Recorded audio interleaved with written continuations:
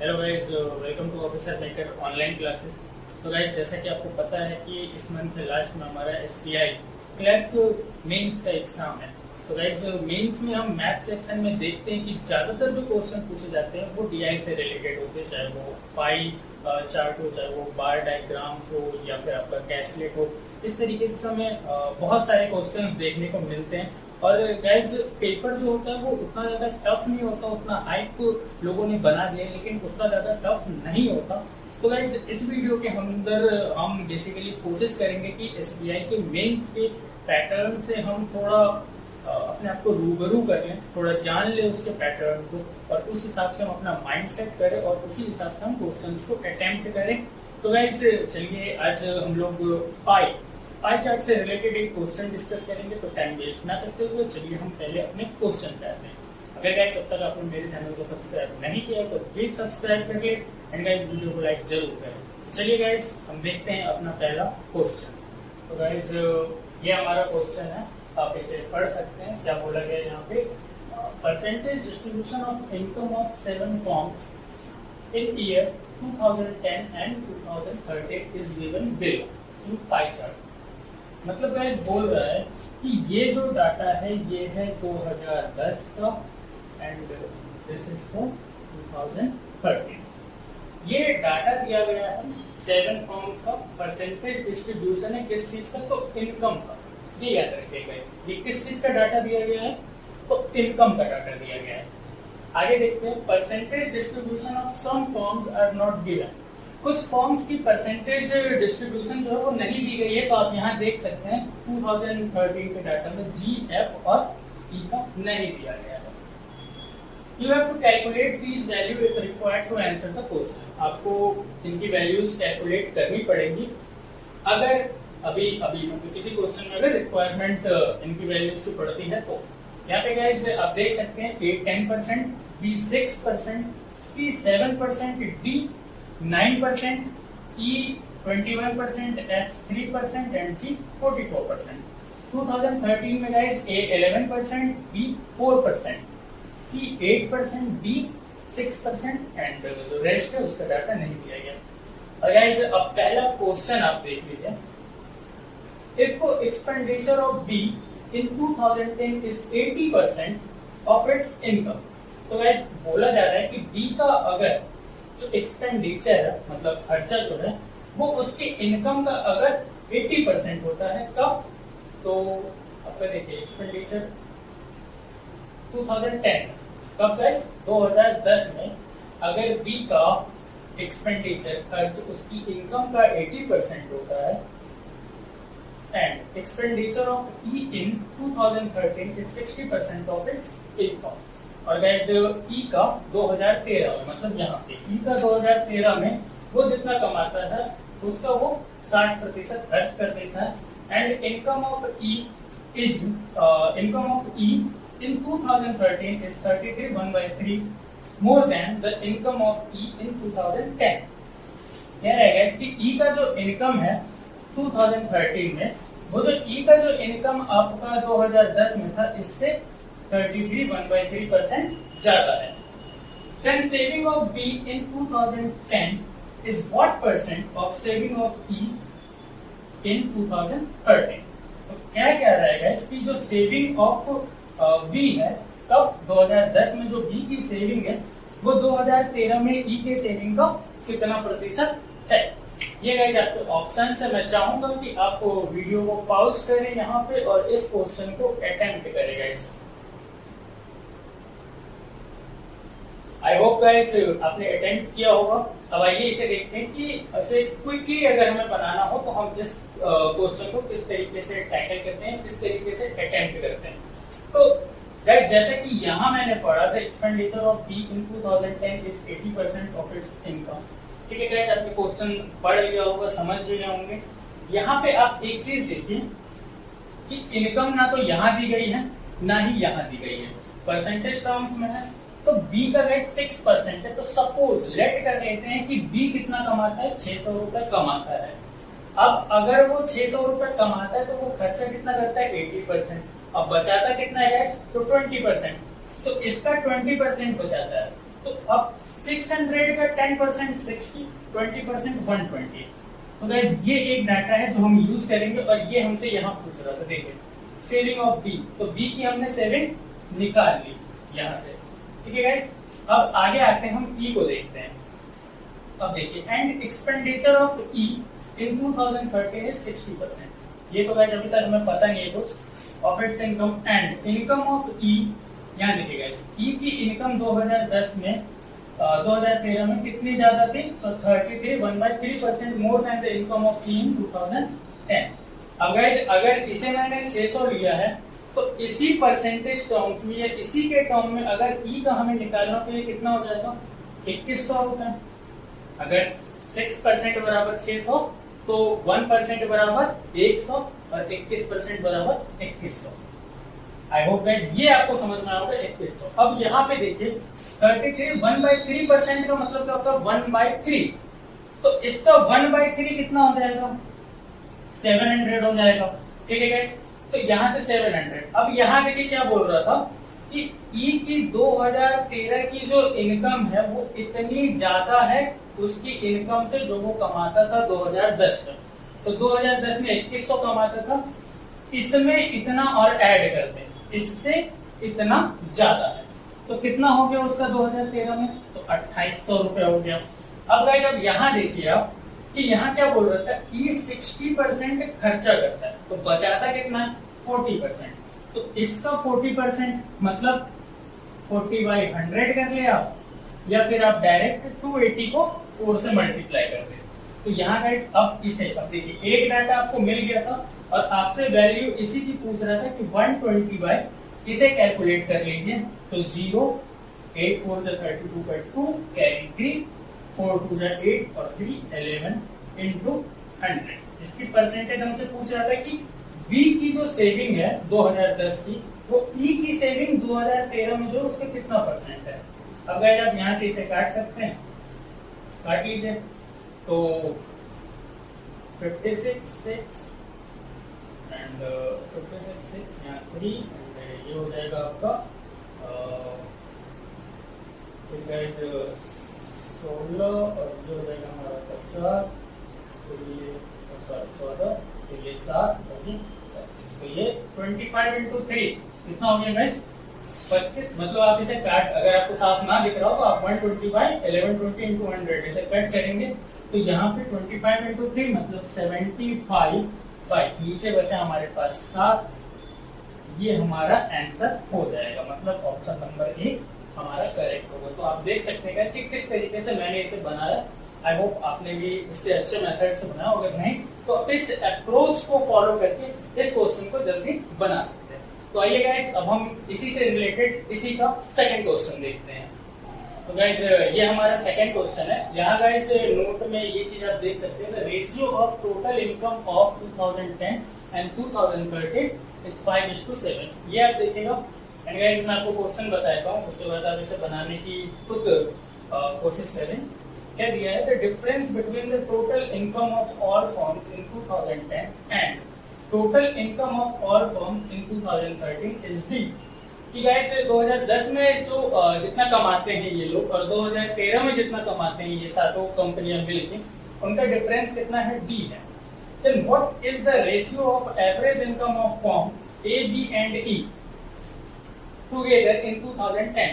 मतलब 2010 में आपका ए बी और ई इनका जो एवरेज इनकम होगा और to average income of firm B C D मतलब इन 2013।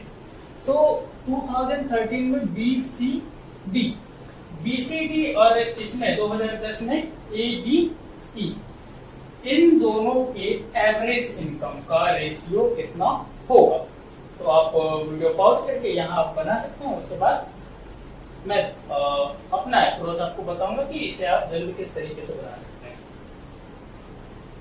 तो आई होप गाइज आपने बनाया होगा।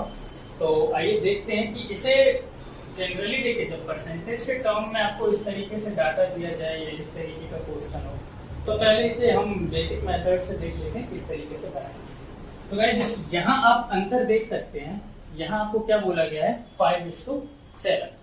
मतलब अगर 2010 में कंपनी 5 कमाती है तो 2007 में कितना कमाएगी, 2013 में कितना कमाएगी 7, 5,000 और 7,000। सिंपली मान के चलते हैं हम कि 2010 में ये लोग 5,000 कमाते थे एंड 2013 में ये लोग 7,000 कमाने लगे। तो अब गाइस आप यहाँ पे देखिए कि ये टोटल कितना कमाते थे, 7,000 कमाते थे। ये कितना था गाइस, तो 100% था। अब आप निकाल लीजिए ए, बी और ई। तो देखिए 10 से 16 और 21 37, ये हो गया गाइस। ये तो हो गया इन तीनों का इनकम। अब आपको एवरेज निकालना है तो इंटू 3, ये एक वैल्यू हुई। सेकंड अब उसका निकालने की कोशिश करते हैं हम 2013 में। तो 2013 में टोटल इनकम 7,000 इंटू, अब आप देख सकते हैं कि इनका परसेंटेज जोड़ दीजिए, 8, 4, 12 और 6, 18। ठीक है गाइस, अपॉन ये कितना है 100%, ये निकल गया इन तीनों का टोटल इनकम। हमें एवरेज निकालना है, 3 से डिवाइड कर देंगे। ये वैल्यू खत्म, ये सॉरी गाइस यहाँ पे 5,000 था, और ये 3 जीरो से ये 3 जीरो खत्म। अब कुछ कट नहीं सकता।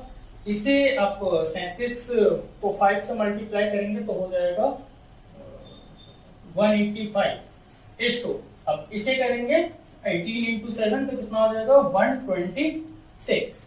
ठीक है गाइस, ये आपका आंसर आ गया। अब गाइस अगर आपको इससे भी छोटा करना हो तो आप एक चीज समझिए कि आपको इस क्वेश्चन में देखना क्या है कि एवरेज आपसे पूछा गया था 3 लोगों का, दोनों तरफ 3 लोगों का पूछा गया था। मतलब ये 3 तो कट ही जाएगा, तो इसे लिखने की कोई जरूरत है नहीं। इसे परसेंटेज में कन्वर्ट करना था, मतलब इसे और इसे भी लिखने की कोई जरूरत है नहीं। ये पहले से ही रेशियो में दिया गया था, तो इसे भी हमें 5,000 और 7,000 लिखने की जरूरत थी नहीं। हमें क्या जरूरत थी, सिंपली इस क्वेश्चन में करने की। तो 5 इंटू इनके परसेंटेज टर्म्स कितने थे 37, इसके परसेंटेज टर्म 7 इंटू 18, बस इतना करना था, आपका वैल्यूएशन आ जाता। आई होप गाइस आपको समझ में आया होगा। तो चलिए अब हम इसके तीसरे क्वेश्चन की तरफ चलते हैं। यहाँ गाइस हमारा ऑप्शन सी सही होगा। तो गाइस ये क्वेश्चन देख सकते हैं, ये इसका तीसरा क्वेश्चन है। Income of form E in 2013 is 400/7% of income of E in 2010, and ratio between percentage distribution of income of form F and G is 11:8 in 2013. Then what is the percentage distribution of income of form F in 2013? Guys, मैं आपको बताता हूँ ये क्या रहा है। इसके कहने का मतलब है कि E 2010 में जितना भी कमाता था उसका 400/7% वो 2013 में कमाता है। और जो आपका F और G है उनका जो इनकम का डिस्ट्रीब्यूशन है, रेशियो बिटवीन परसेंटेज डिस्ट्रीब्यूशन, इनका जो परसेंटेज डिस्ट्रीब्यूशन का जो रेशियो है वो है 11:8 का। ठीक है गाइस, ये Then what is the percentage distribution of income of firm F in 2013? तो इसका गाइस आपको परसेंटेज वैल्यू निकालना है कि ये कितना अर्न करता है। आप गाइस वीडियो पॉज करके खुद अटेम्प्ट कर सकते हैं। ओके, आई होप गाइस आपने बना लिया होगा क्वेश्चन। आइए देखते हैं कि इसे किस तरीके से हम बनाते हैं। तो गाइस सबसे पहले आप इसके डाटा को पढ़ने के बाद इसे अभी फिलहाल आप भूल जाइए कि उनका रेशियो कहते हैं इनकम का। आप सिंपली सोचिए, इस तरीके से हम चलते हैं। हम मानते हैं कि 2010 में कंपनी कमाती थी 100 रुपए, ठीक है गाइस, और 2013 में वो कितना कमाएगी। तो आप इसके हिसाब से देखें तो 5 की वैल्यू कितनी है 100, तो 7 की वैल्यू कितनी हो जाएगी 140। ठीक है गाइस, यहां तक आपको समझ में आ गया होगा। इसे करने के बाद हम क्या करेंगे गाइस, अब हम निकालेंगे ई का। तो अगर 2010 में 100 रुपए ये सब मिल के कमाते थे तो ई कितना कमाता है, देखिए 21%, मतलब ई कितना कमाता था 21 रुपीज। ठीक है गाइस, 21 रुपीज कमाता था, और यहां आपसे बोल रहा है कि इसका 400/7% वो किसमें कमाता है 2013 में कमाता है। इसका निकाल लेते हैं हम 400/7% मतलब 10, यहाँ से आप निकालिए 7 या 21 मतलब 4 या 12, कितना आएगा गाइस 12 आ गया आपका। तो जब गाइस अब आपका 12 आ गया तो क्या ये 12% कमाता है? नहीं गाइस, यहाँ ये 12 क्या आया, उसका इनकम आया मतलब पैसे की वैल्यू है। देखिए यहाँ पे हमने 100 रुपए और 140 रुपए माना था, इसके हिसाब से उसका 12 रुपए आया है। अब इसकी परसेंटेज वैल्यू हम फाइंड करते हैं कि ई की परसेंटेज वैल्यू में इनकम कितनी है। तो कमाता कितना है 12, कितने में से 140 में से, तो इसकी परसेंटेज वैल्यू कितनी हो जाएगी देखिए 6-7, मतलब कितना परसेंटेज हो गया 60/7% वो कमाता है। ठीक है गाइस, आई होप यहां तक आपको समझ में आ गया होगा। तो ई का हमने निकाल लिया कितना 60/70%, ई जो है वो क्या करता है परसेंटेज वैल्यू में अर्न करता है। अब गाइस अब इन चीजों को छोड़ के अब हम सिंपली नोट करते हैं कि अब ये पूरा जो पाई चार्ट है इस टोटल की वैल्यू कितनी होगी 100% होगी परसेंटेज में। तो अब देखिए आपको दिया कितना गया है ये और ये हमने निकाल लिया, पर इसका नहीं दिया गया है। इन दोनों का हमें क्या दिया गया है रेशियो दिया गया है। तो अब बेसिकली हम फाइंड क्या करेंगे यहाँ पे, तो आप इनको जोड़ लीजिए पहले कि इनकी टोटल वैल्यू कितनी है। तो आप देख लीजिए 11 और 15 और 14, यहाँ पे 15 और 14 कितना हो गया गाइस 29। तो 29% तो ये है, मतलब कि अगर 60/7 प्लस 29 ये होगा गाइस इतना। या फिर हम डायरेक्ट इसे इस तरीके से लिख सकते हैं, क्या लिख सकते हैं 100 में से हमें घटाना है, क्या घटाना है, तो सबसे पहले तो हमें घटाना है 29% और उसके बाद हमें घटाना है 60/7%। ये कैलकुलेशन करने के बाद हमें मिल जाएगा इन दोनों का।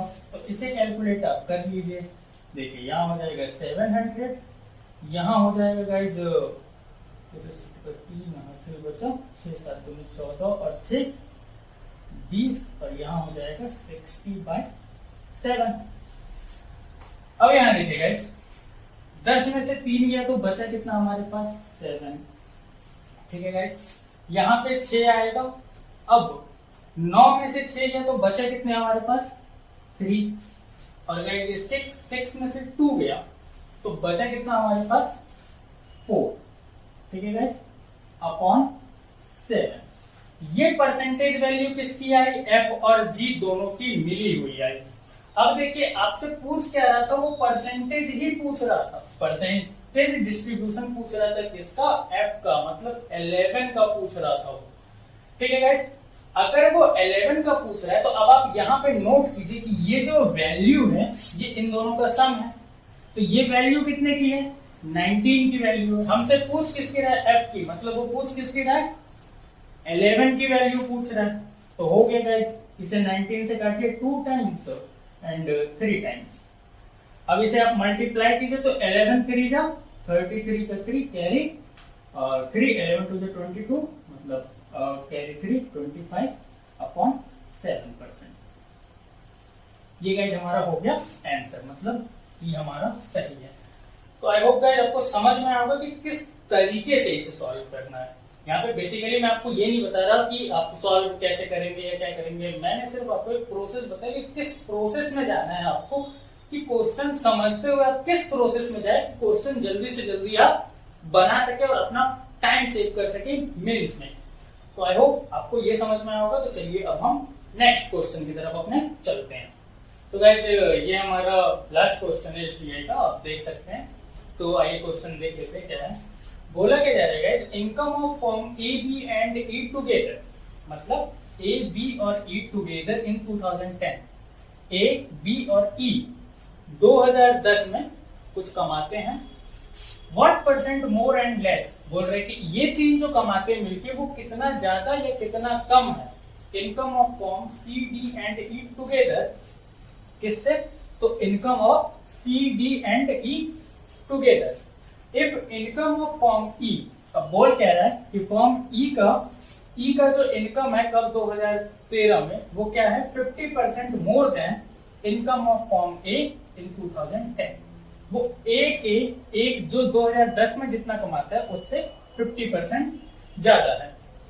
तो आपको गाइस यहाँ पे अप्रोक्सीमेशन में आपको जाना है और अप्रोक्स की वैल्यू एक फाइंड करनी है। तो आइए सबसे पहले आप बना लीजिए, वीडियो पॉज करके यहाँ पे आप बना सकते हैं। तो आइए गाइस देखते हैं कि इसे आप किस तरीके से अटेम्प्ट करेंगे। तो यहाँ गाइस आपसे पूछा क्या जा रहा है ए, बी और ई का टुगेदर इनकम का 2010 में। तो यहाँ इसका आप यूज कर सकते हैं। देखिए 2010 में ये सब मिलके कितना कमाते थे, 5 कमाते थे। ए बी ई कितना परसेंट कमा रहे हैं, तो देखिए ए बी 16 और 21 कितना 37 कमा रहे हैं अपॉन में 100। ये किसकी इनकम है, ए बी और ई की इनकम है। इसे गाइस आप क्या लिख सकते हैं, देखिए 37 गुने 5 185 और इसे हम डेसिमल में लगाए थे क्योंकि हमें अप्रॉक्स में जाना है तो ये पूरा कटेगा ही नहीं, तो इसीलिए हम क्या लिखते हैं इसे 1.85। अब आगे देखते हैं हम लोग। तो यहाँ अब ई का हम फाइंड आउट करते हैं कि ई की वैल्यू कितनी हो। तो अब गाइस यहाँ देखिए ए बोल रहा था, ए से कितना ज्यादा है वो, तो 50% ज्यादा है। तो ए कितना है 10% है। तो अब गाइस अगर 500% है